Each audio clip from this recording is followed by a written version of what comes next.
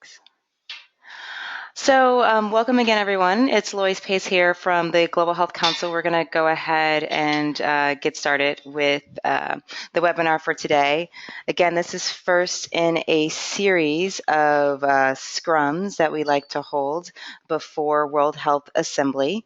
And just to give you guys a sense of what we'll be doing today, I'll get us going with the usual welcome and logistics around how these webinars go. We will also give you a sense of the full series of policy scrums that we have planned between now and WHA. And then we'll kick things off with this particular webinar with our guest from United Nations Foundation, Kate Dotson, as well as a couple of other speakers that she will have on hand throughout her presentation. And then we'll wrap things up with Liz, who will provide some additional information on our delegation and other logistics around WHA. So with regards to just sort of who we are for people who might not know, Global Health Council is a membership organization really trying to bring people together around advocacy for global health investments, both sort of in the US and abroad. And so we welcome those of you who might be new to Global Health Council, and obviously thank all of you who have been members and partners of GHC over the years. We really do believe in the collective voice and the power of us coming together around certain policy asks and recommendations. And so this particular session is near and dear to us, of course, because it's very much focused on the power of civil society and other non-governmental stakeholders to push for change particularly of government stakeholders or multilateral actors in the global health policy space. So when it comes to WHA, we wanted to also be sure and give a bit of a background on World Health Assembly for people who might be new. We're going to do something more in depth later as a part of this series, but just quickly, WHA is generally the time of year where the member states who really manage the work of WHO come together and dictate kind of what that looks like. We included a link in the slide so that you can peruse their webpage for some more information on World Health Assembly and what all that entails. There's not much there now. There's a sense of kind of a provisional agenda and what might happen day to day, but that will be populated with more information the closer we get to the actual event. And just so people know that it hasn't even opened officially yet for registration on their end, but like I said, that information will start to be more available next month and obviously in May as we approach WHA71. So just getting into the scrums themselves and kind of why we do this and how we approach this. So, we really see the scrums as an opportunity to bring us together as a community to kind of organize around in advance of World Health Assembly. Again, because we're a membership organization, we try and really sort of practice what we preach and pull together the community so that we can kind of have a joint message around this particular event. As many people know, we do host a delegation of stakeholders at WHA as well. Liz is going to talk a little bit more about that at the end of this session. But our hope with that delegation and bringing people together formally under our banner at WHA is that we can speak with one voice around cross-cutting issues or topics. And so how we approach these scrums and how we're doing so this year is by kind of elevating or otherwise focusing on some of those cross-cutting topics so that we can identify joint recommendations of the community, again, that we can translate in May in Geneva. And so this first topic is around civil society engagement, as we've already mentioned, and specifically as that relates to WHO and Dr. Tedros's plans and strategy moving forward. We also are planning a webinar on integrated care and some of the recommendations and agenda items related to integrated care that's going to come up at WHA.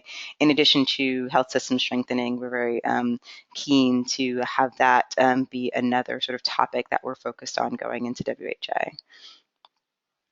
So as usual, if you all do have comments or questions, we ask that you use the chat box feature as part of this platform. That's going to be on your right, and you'll be able to insert your name and organization, and then include a question or comment for us to provide the speakers that are with us today. And with that, I want to go ahead and hand things over to Kate, who is the Vice Chair of our board at Global Health Council, but also the VP of Global Health Strategy at the UN Foundation, who's going to talk about her efforts with co-chairing this task force for CSO engagement at WHO. Well, thanks, Lois, and thanks, Liz. Thanks, everyone, for joining this conference. I think we'll have two primary objectives here during the first, 15 or so minutes of this conversation. One's around sharing a little bit more on this emerging WHO civil society task team or engagement initiative that we stood up earlier this year, just 2 months ago, in response to Dr. Tedros's request to enhance ways for WHO to partner with civil society at all levels and through all forums. Additionally, we'll talk more specifically a bit about WHA in particular and what does the landscape look like for current civil society engagement at the Assembly, and what might be opportunities for the future that the task team is starting to explore as one of our areas of recommendations going forward. So in the slide, this is just a quick summary of the presentation. So I'll give you a bit of an overview. We'll talk about some of the early findings. We are midstream in this process, which makes it exactly the right time to be hosting this webinar.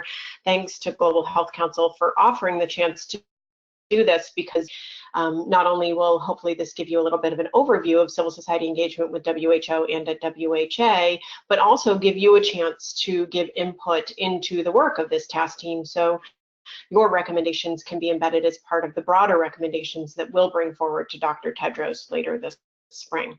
So we'll go over those preliminary findings, and we hope that that gives you a window into what we're thinking about and jogs your thinking about ways that you might recommend WHO enhance its relationship with civil society.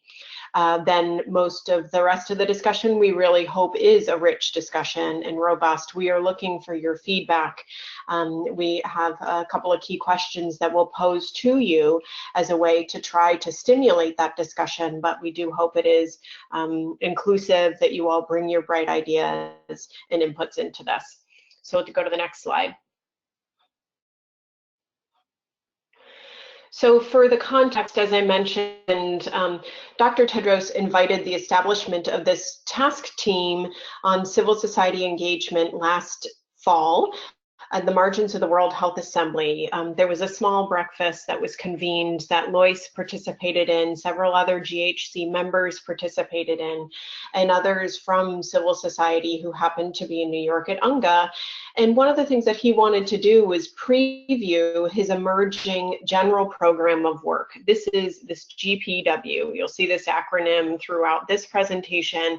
And for those of you who are preparing to go to the World Health Assembly, it will be the most significant area of focus and decision for the Assembly to take, is to approve this new 5-year strategic plan. That's what this general program of work is. And Tedros has been working throughout most of his first year on identifying and shaping that general program of work, getting it approved through the executive board, which he did in January, and then through the World Health Assembly in May. And this will be the blueprint for WHO's next 5 years. Rightfully, he acknowledged in the text of the document and as early as this breakfast in September and in several other formats since then, that civil society must be an integral and central part of delivering on this general program of work. Inside WHO, they're calling this the triple billion, the ability to give, to protect 1 billion people from vulnerable to health crises, to provide 1 billion people with access to quality health coverage as a part of the movement towards universal health coverage, and to improve the lives and wellness of 1 billion people through delivering on the health-related SDGs. That's the triple billion. That's what's at stake. And that's in particular where he's hoping, and as a task team, we're hoping that civil society can have a seat at the table to meaningfully deliver on.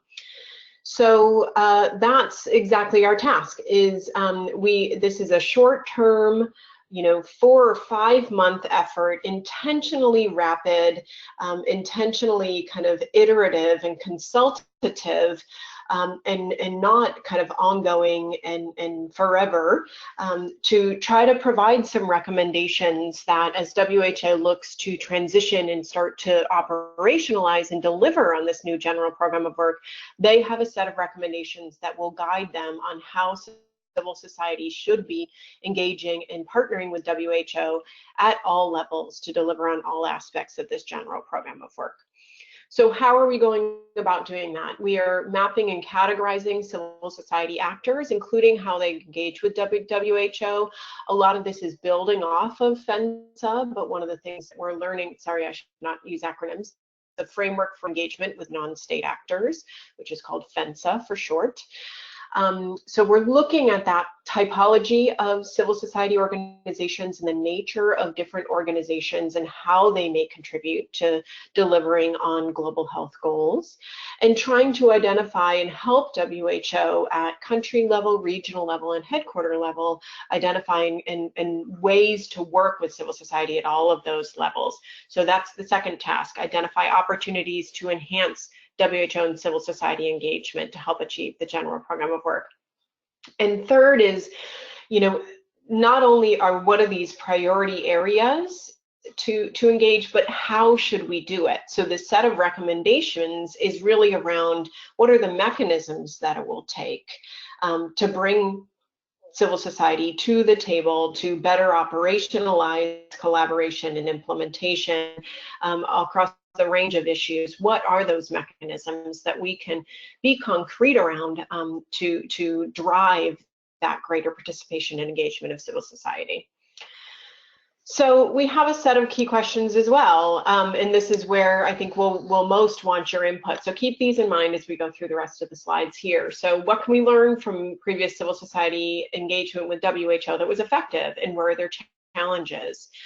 Which groups of civil society should WHO strengthen its engagements with, and how? Where is WHO have blind spots for its engagement and really needs to enhance in order to really deliver on this new general program of work?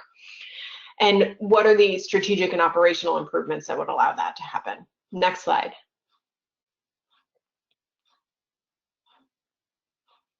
This is, I won't walk you through this in depth, but it's just to give you a window into how quickly this task team is working and what are some of the main components of the work. So you'll see that where we are right now, the end of March, is just about midway through the engagement. We stood this effort up in January, and it is rapid, and we have multiple streams of work going on concurrently, including, most significantly, is seeking a lot of input through consultation. So in the middle set of boxes, focusing on that, we're doing outreach to both WHO headquarters and regional offices, as well as country offices, to get their perspectives. We have a survey out that went out to well over 400 different civil society organizations, and we're currently, that survey is still open. We'll give you a link to that at the end of this meeting. The Global Health Council team has sent this survey out in previous email communications as well to all of its members.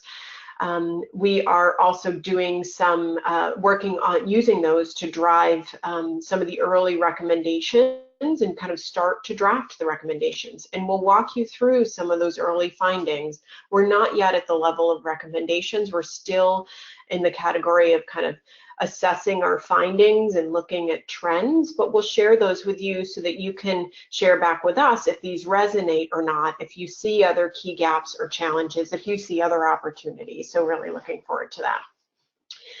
We will be refining it, this report, once it's developed towards the end of April, over the course of April and May. We'll use the World Health Assembly as a marker to share some of the recommendations that are emerging out of this task team as part of a broader event that the Global Health Council, among other partners, will be a part of, a co-sponsor of, we hope, on the importance and role of civil society engagement on delivering on the general program of work. But we will launch the report later on after the assembly, some point to be determined over the summer. So that's just kind of our general timeline, and then use the regional committee meetings that WHO hosts from late August through early October in each region of the world as a chance to kind of do a roadshow about these recommendations and turn the corner from just talking about what these recommendations are to helping think about how to implement them and push for their implementation. Next slide, please.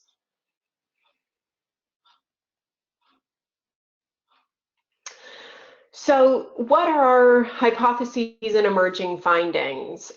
First is trying to answer the question of how do the World Health Organization and civil society organizations currently engage, and why is this engagement valuable? This slide is heavily driven from inputs that we've gotten from over 150 survey responses thus far, fairly globally diverse set of responses. We issued the survey in English, French, and Spanish to try to make sure that we were capturing inputs even at local level among non-Anglophone speakers.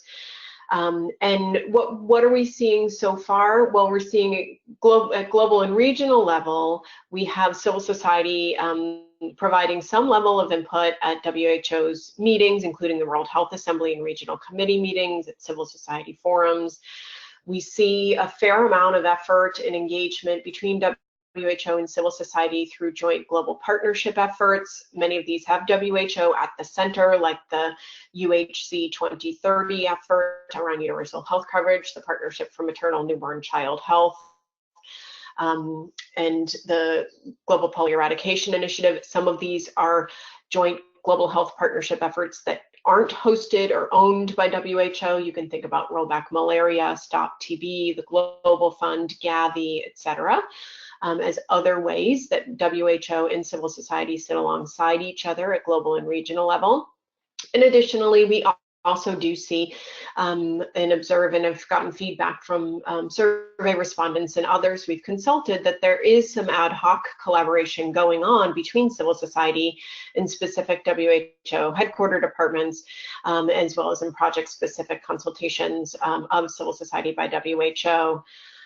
At country level, we see a different and complementary set of current engagement models, WHO, including in WHO-initiated technical working groups.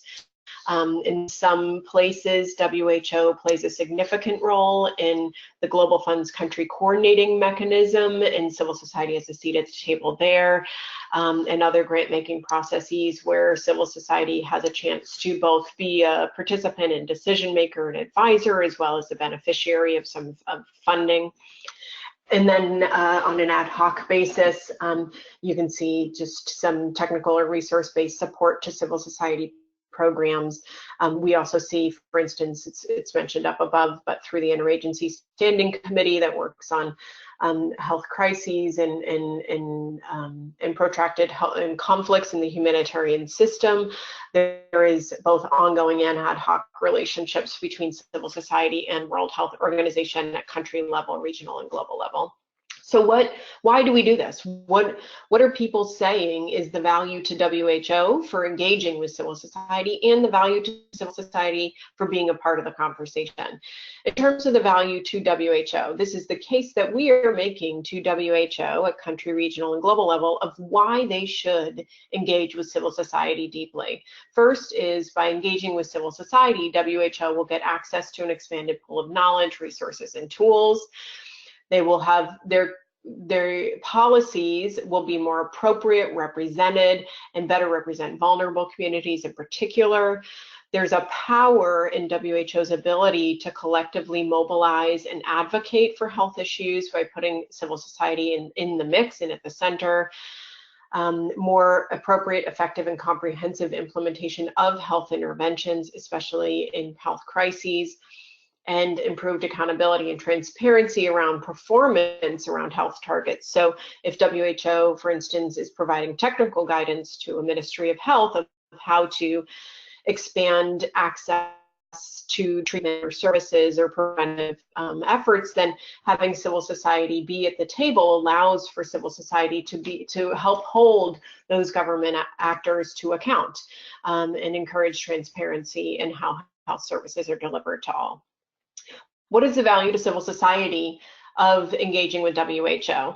Well, what we're learning so far is that WHO, through engaging with various WHO processes at different levels, civil society can gain access to information and technical expertise. Civil society has the ability to kind of improve its coordination with stakeholders. WHO has a natural convening role, especially at country level. So by plugging in through WHO processes, civil society has an ability to coordinate better with other stakeholders.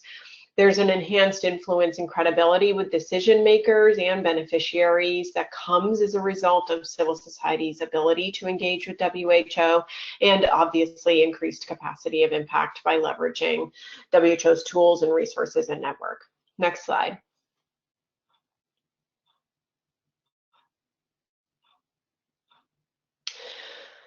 But all of what we're learning here about the value and what the current experience is certainly not without challenges. And I think this is where we're spending a fair amount of time in thinking about how the recommendations we could provide could remedy some of these challenges. So to categorize these challenges across a range of different topics, one is around understanding. And this is, the fact that WHO does not have a comprehensive and deep appreciation and understanding of civil society.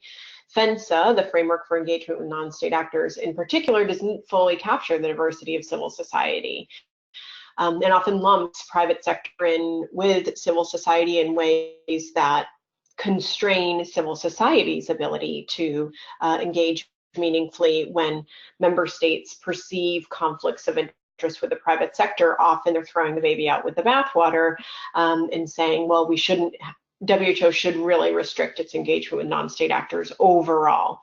A lot of that needs to be remedied on a lot of different fronts, but what we're suggesting is one of the challenges that without a nuanced understanding of the diversity of civil society, WHO is unable to fully leverage that strength and those capacities that civil society can bring to bear.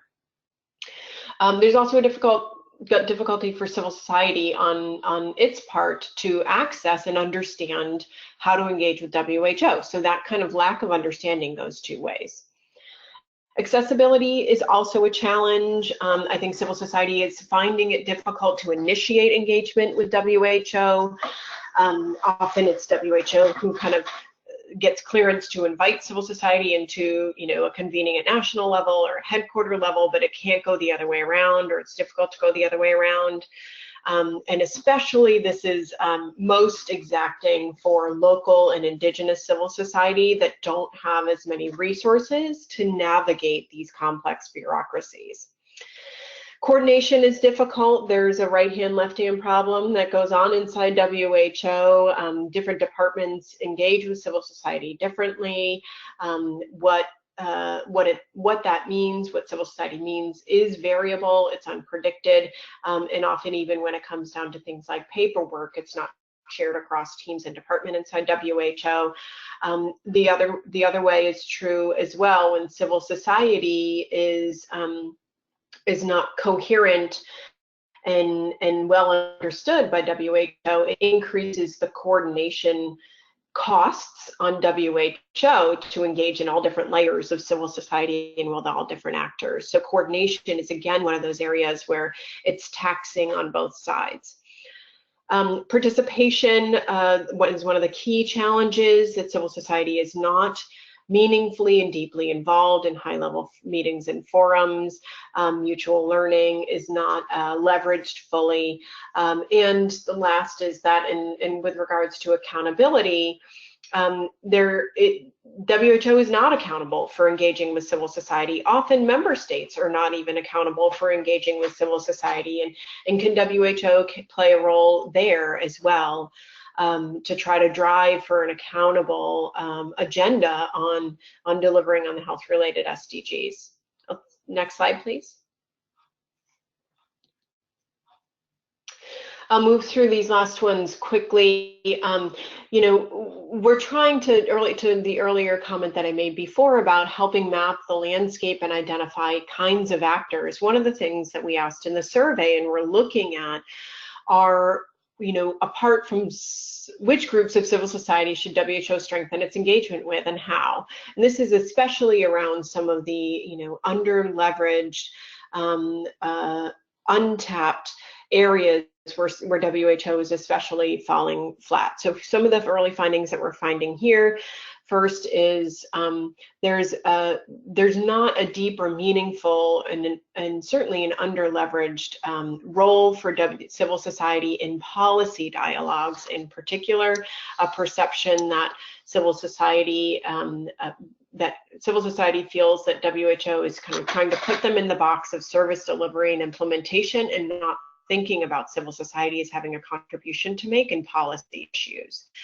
So that's in the category of role. In the category of representation, a feeling especially that those closest to health needs, affected communities, medical groups, especially among the most vulnerable populations. This is especially youth-led and community-based organizations are ones that are woefully underrepresented in different mechanisms for engagement with WHO.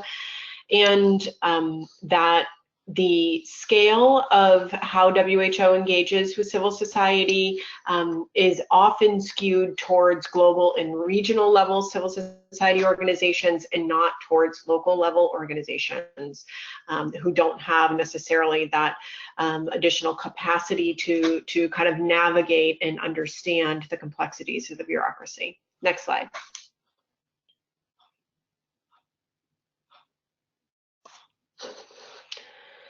Great, so let's move on to, so that's the work in the early findings of the task team in particular. After I go through maybe 2 slides on the World Health Assembly, we'll come back to welcome and open up for discussion around the content of the task team. But first, want to particularly, given the focus of these scrums, also focus on the assembly. So what are we learning in our work so far about the opportunities for enhanced global level engagement through the World Health Assembly? So what does it look like currently? What is the current engagement? First, attendance at WHA is restricted to civil society organizations in official relations, to those who are also invited as special guests or invited as part of their country level delegations. So there are many civil society organizations who are shut out of participating in the World Health Assembly. Increasingly, in part in response to this, there's a high volume of unofficial sides events and meetings that happen outside of the Palais grounds, which is where the World Health Assembly takes place in Geneva. Often those have higher level of civil society participation and engagement. Another observation about current engagement, GHC is one of the only partners that keeps a catalog of side events and opportunities, policy issues, and the calendar for the Assembly that helps civil society navigate where and how to engage in official and unofficial parts of the World Health Assembly. And another piece about current engagement is that member states are not required to solicit input from domestic civil society to prepare for their own positions on key resolutions at the Assembly. That notwithstanding the fact that the US government, through a partnership with GHC that's been long-standing, and you'll see this in one of the upcoming scrums, GHC members will be afforded the chance to provide input into how the US government is kind of developing its policy priorities for the Assembly. U.S. government also hosts an open hearing a few weeks before the assembly to solicit input. That's not restricted to civil society, but it is a place where civil society can engage. What are the challenges then? I mean, some of them are obvious in how the current engagement stands. First, accessibility. It is difficult for many civil society organizations to access WHA. There's a lack of information about how to apply and register. Budgetary constraints are certainly non-trivial, especially for national or local civil society organizations. There's also, I think, a challenge in meaningful input that civil society is offered the chance to provide, especially on technical and policy issues around resolutions. For instance, it is irregular that civil society is consulted by member states ahead of time. So the US model is not adopted by all member states. And then even inside the discussion at the assembly, though there is a chance for civil society and non-state actors to register statements and provide statements, it happens at the end of the discussion, and civil society are seated away from the main discussion, kind of in a riser off to the side. So we as a task team are looking at some of the opportunities that could enhance civil society engagement at the assembly. There are other actors looking at this as well, where this task team does not represent the only way that people are giving input to WHO about enhancing civil society participation at the assembly.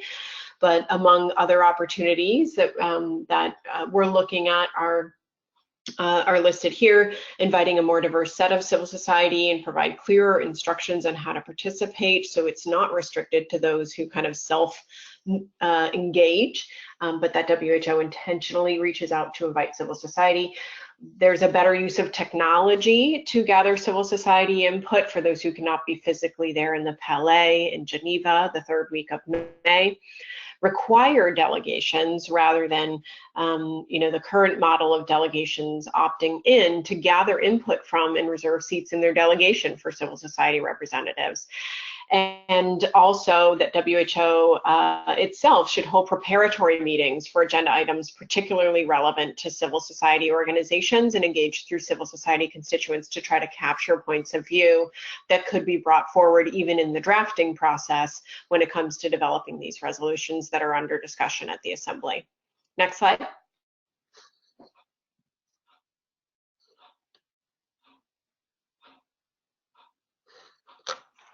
Can I have the next slide, please?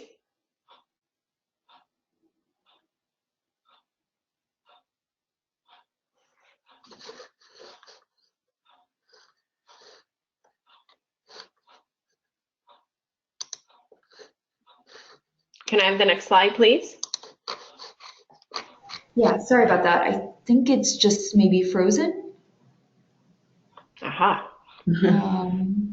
Give us just 1 second.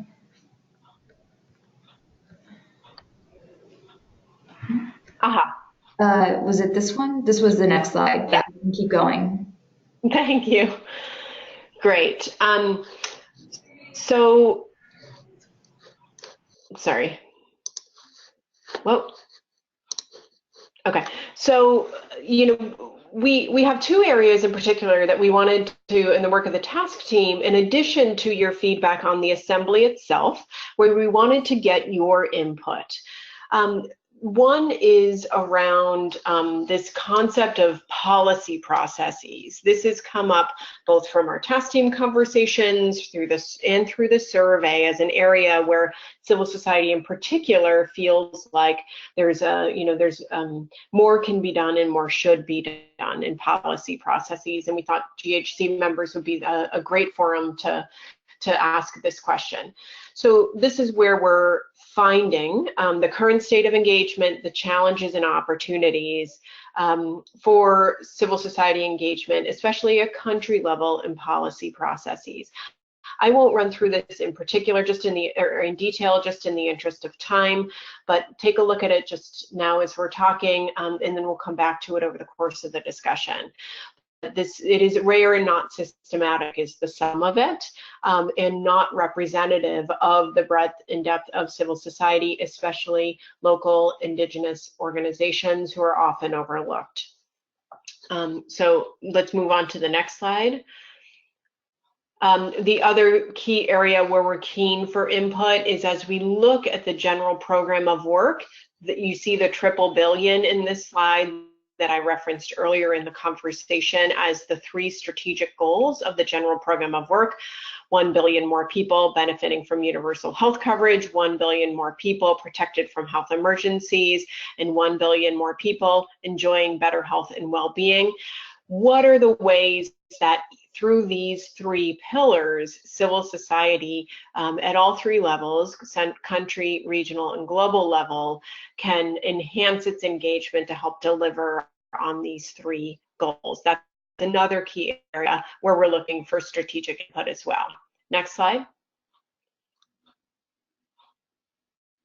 And here are the key questions that we're hoping to cover in this discussion. First, how do WHO and civil societies currently engage, how do WHO and civil society organizations currently engage, and why is this engagement valuable? What are the greatest challenges?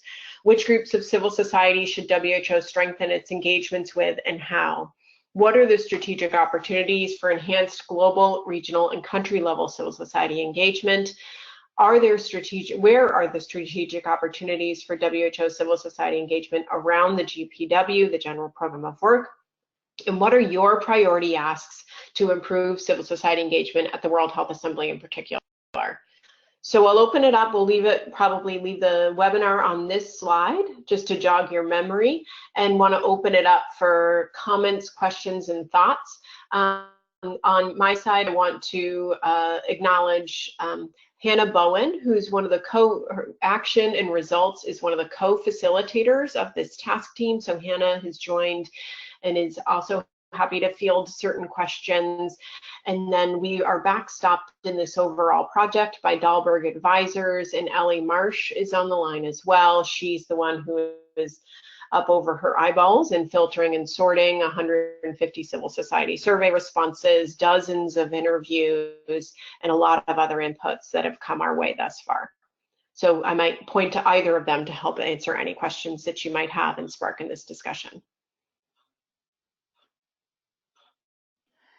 And Kate, this is Lois here. Thanks again for that that overview. I wanted to let you know we also got a couple of questions here already before you flashed your questions for discussion. First off, I just want to let everyone know that yes, the slides will be available following the presentation, which is what we generally do for these.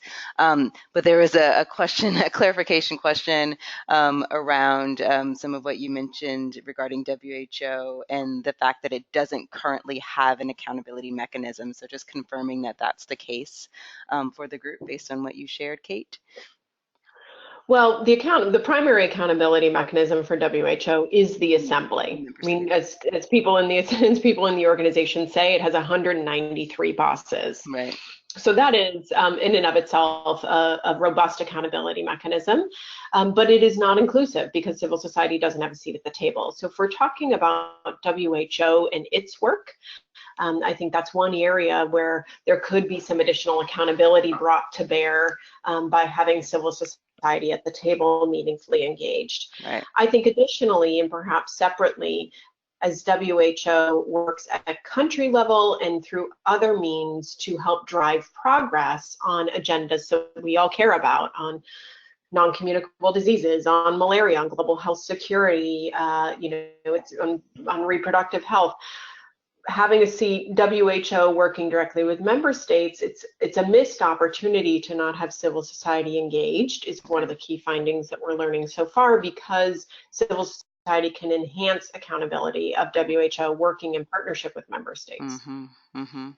And to what extent is there an opportunity? You talked about getting to I wrote it down as well, the rare kind of local groups. It's sort of rare and not representative, the engagement that they have had with civil society. So as part of your recommendations, are you exploring ideas with regards to how to get at that most local of levels? And to what extent are these recommendations going to apply at the local level? So we're imagining that you're delivering a report to headquarters, but given the reach we're trying to achieve is at the community level, is there some dissemination you foresee that really gets not just to the country offices, but other representatives kind of on the ground, so that we can ensure there's that CSO engagement. And then how are CSOs on the ground being brought into this process right here that you all are undertaking? Really great set of questions, and I'll invite Hannah and Ellie to also chime in here. But this is where I think we're spending the majority of our energies. Our task team is intentionally globally representative. It's 20 task team members. I think we have 16 countries represented. So we're trying not to just capture a perspective that comes from Washington, D.C., or just those who work on a global level perspective. So that's one way. Additionally, a survey we've been really trying to work through and try to get to, more local organizations to be survey respondents is another way we're trying to crowd that in.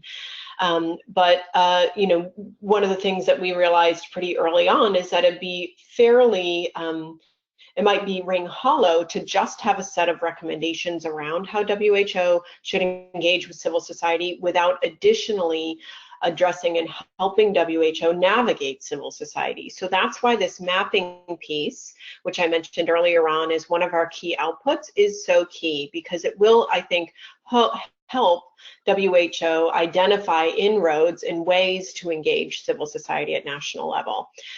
Now, how that actually gets kind of done in practice in 193 countries, I would welcome recommendations and thoughts that people on the call have about how we can try to increase that accountability to getting local and Indigenous civil society engaged, because I do think it's an area where we don't have the answers yet, and we're still probing those questions and exploring them.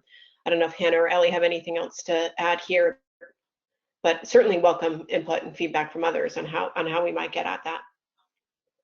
Yeah, this is Hannah. I just have also really found the process really helpful for thinking about just how we do better at talking about the roles that civil society plays writ large, but in this case to WHO, and what it means for how we self-organize. And I think, this webinar and sort of the role that GHC is playing leading up to WHA is a great example, but how we do this in more places, how we do this more widely, and really how we have some shared terminology on how to talk about the fact that a single organization, might be organized a certain way or represent a certain group, but play different roles on different health issues, or might play a particular role at a global level and a different role at a country level based on kind of their staffing structure or their organizational structure. And having kind of some of that shared language to talk about those things will both make it easier for us to do a better job of kind of running through the checklist of, do we have a representative group for, what's being discussed, and what does representative mean in this case, as opposed to in a different case where that kind of definition of what's a representative sample of civil society would be different, to be able to talk about that in the same way amongst the wide diversity of civil society, but also with WHO or other actors in a way that makes sense to as well, so that we have something to hold ourselves accountable to. Yeah, Hannah, this is Lois again. So I want to credit Libby Collins for asking that question around kind of how we get to folks on the ground. And she had a follow-up question that relates to what you're saying, I think, as well. This idea of how we actually identify groups that truly are representative, and to what extent it's feasible or possible to get outside of this organizational consultation and get to the individual level. And I think we can recognize some of the challenges there, but there's some opportunity perhaps at really kind of, identifying real personal experiences by thinking about civil society, or redefining how we think of civil society, I suppose. So I think that was a question/comment that Libby offered as well for consideration. There was another follow-up question that was asked about official relations as well, and some of the challenges there, I think, relatedly. So I think it was Sophie Gonzalez who asked about that, to what extent you all are thinking about kind of whom you tap and how this current framework of needing to be in official relations with WHO kind of facilitates or otherwise limits civil society engagement. Can you touch a little bit more on that?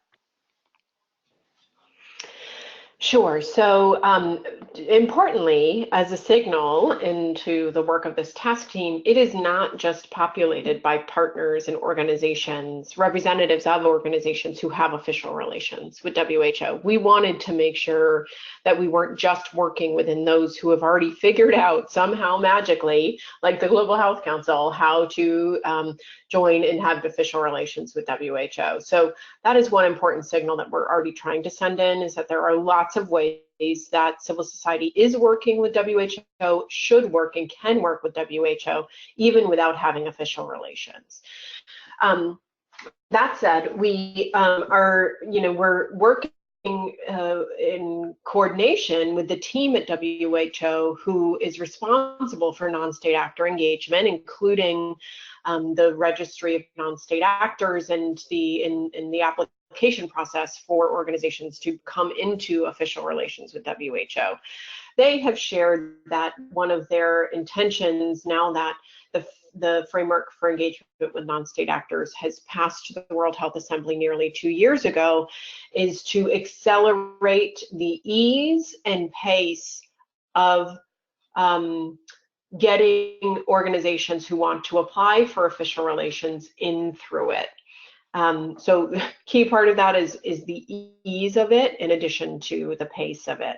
And I think they'll be doing more. They have a whole planning process to do trainings at country level, regional level, and headquarters level by the mid part of this year, maybe the third quarter, to try to get all staff at WHO up to speed on how to support civil society to apply for official relations. So they do want to crowd in more participation in official relations.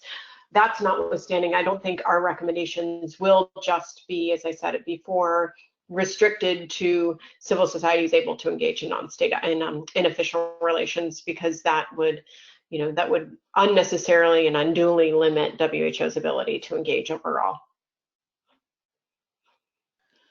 All right, great, thank you. Just given that we are kind of getting close to the end of the webinar, I know that there's some people who are interested in maybe submitting written answers to some of the questions you posed, Kate, following the webinar. Is that possible for them to do? Yes, okay. So if you go to the next slide. Perfect segue. Perfect segue. Ta-da! Please provide thoughts via email answering these specific questions that we asked, or others that are on your mind, other comments that you have to me, to Nicole on my team at the UN Foundation, or the Dahlberg team directly. Parijat Lal is one of our key focal points, who's also on this call. You also can participate in the survey yourself if you have not done it yet. The link to the survey is here. It's hard-coded, so you can't click on it, but Liz will send it out this afternoon so that everyone can do the survey yourselves. So those are two ways that you can give us your feedback. We're really eager to get it, so please do send it forward. Great, thank you, Kate. And we do have time, I think, for another question or two. I know that we've gotten at least one more here that I wanted to pose while I had you, Kate and Hannah, and others available as well. So there's this question we have from Sadara Shakur, who's asked about how we're engaging other member states. You know, you talked about the U.S. and how it works with CSOs in advance of WHO meetings, but will any recommendations be targeting other kind of the role of member states as well, or really just focused on WHO, especially when it comes to how member states can be identifying or otherwise engaging civil society that could help CSO engagement with WHO? It's such a fantastic question, and one that we're asking ourselves as well as a task team. So our report and our findings will have a set of recommendations for what WHO should do to improve and enhance this engagement. a set of recommendations around what civil society should do to kind of be more present and engage more strategically, and also to member states as well for what their role is, both in terms of governance of WHA, but also in terms of, you know, what happens at national level, and delivering on the triple billion and this GPW, and how civil society needs to have a meaningful role, not just in WHO-led processes, but in general processes that governments lead as well. So that is a set of recommendations that we're looking to include. In terms of how we'll be reaching out to member states, so I mentioned earlier that we anticipate we'll have an event on the margins of the World Health Assembly, which member states would be invited to hear our preliminary findings and recommendations. That's one way that we hope to socialize among member states, and certainly as we would with civil society and others who attend that event. It'll still be before the event, the recommendations are launched, so there will still be a chance to give feedback. Additionally, what we're envisioning is doing a mission briefing to the missions in Geneva sometime in the month of June, to help, you know, walk through the recommendations and the findings as well, again, just to give a more pointed ability for member states to see what we're coming up with, what our report is, and to understand it before it's launched. And then, as I also mentioned earlier, notionally, what we're thinking about is that the regional committee meetings are a good format to get in front of a number of health ministers about this set of recommendations. So it's a part of, you know, moving forward and taking these recommendations after they have been launched and communicating them more widely to member states amongst other constituents. That's really great. Thanks, Kate. Thanks, Hannah. And just thanks to Dahlberg as well for pulling together what you have in such a short amount of time. I want to acknowledge results as well, at recognizing that they've been a co-chair on this task team with you and the other members. I will encourage everyone to complete the survey as invited. As Kate said, we've been sending it out through our platforms, and I know others have been as well. Liz just recirculated it to this group, and then we'll just continue to push that out via social media. So keep your eyes peeled and be sure to do so. It's going to be, hopefully you understand kind of how that information is being used and recognize that it's going to be very valuable as part of this process. And then, as Kate said, you know, with regards to the questions, which again will go out as part of the slide deck after this webinar, please do go ahead and forward your responses to those specific questions to the contact listed as well. But with that, I want to thank Kate again for really being with us today. I'm going to pass things over to Liz at this point, just to give some additional information to the community and close this out for today. Okay.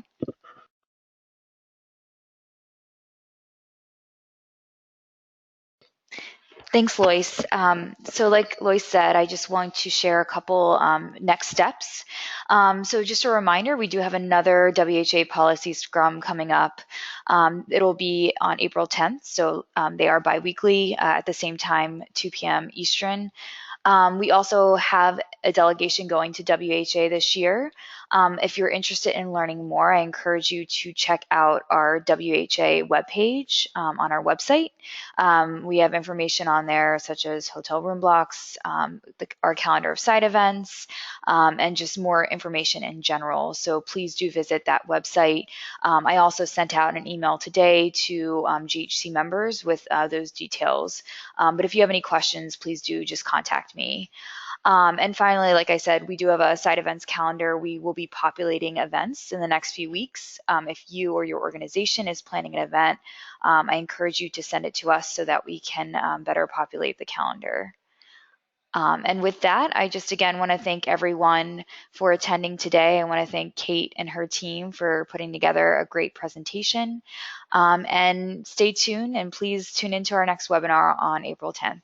Thank you, everyone. Thanks, everyone.